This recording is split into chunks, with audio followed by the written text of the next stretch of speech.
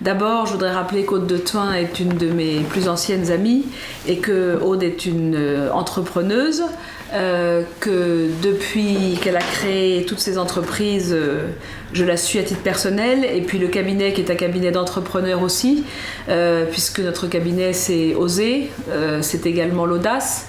Nous avons, quand Aude a créé le Women's Forum, nous avons décidé déjà de l'accompagner et d'être le cabinet juridique qui l'aiderait et qui l'assisterait pour toutes les activités du Women's Forum.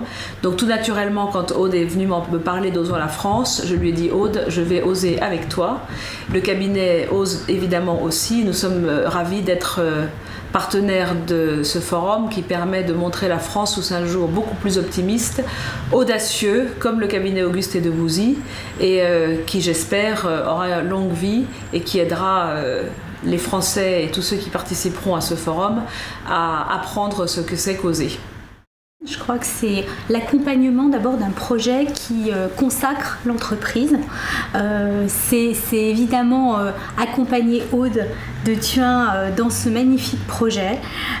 Pour moi, elle est l'archétype de l'entrepreneur en France. Tout ce qu'elle touche, elle le réussit, et toujours dans une démarche qui est une démarche audacieuse, une démarche novatrice. Donc voilà, c'est un petit peu, ça rejoint absolument ce que disait Fabienne, je crois.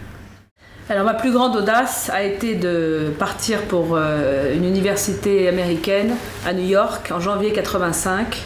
Dans 15 cm de neige, j'ai atterri dans ce pays après avoir pour la première fois quitté ma famille, dans une université pour suivre des cours de droit. Je ne connaissais pas ni New York ni les États-Unis, je ne parlais pas un mot d'anglais, contrairement à ce que je pensais. Et donc c'était un pari fou, probablement inconscient, d'atterrir là-bas et de me rendre compte en arrivant que je ne connaissais même pas non plus la personne avec qui je partageais un appartement, et sans comprendre quoi que ce soit, ni de la langue, ni des études que j'avais essayé de faire, tenté de faire. Il a fallu 4 mois pour que je puisse m'habituer à écrire une phrase entière en prenant des notes pendant un cours de droit dispensé dans l'université américaine dans laquelle j'étais. Je pense que c'est la plus grande audace que j'ai pu faire depuis ma naissance, qui est déjà une grande audace. Alors moi, ma grande audace, c'est une audace de jeunesse.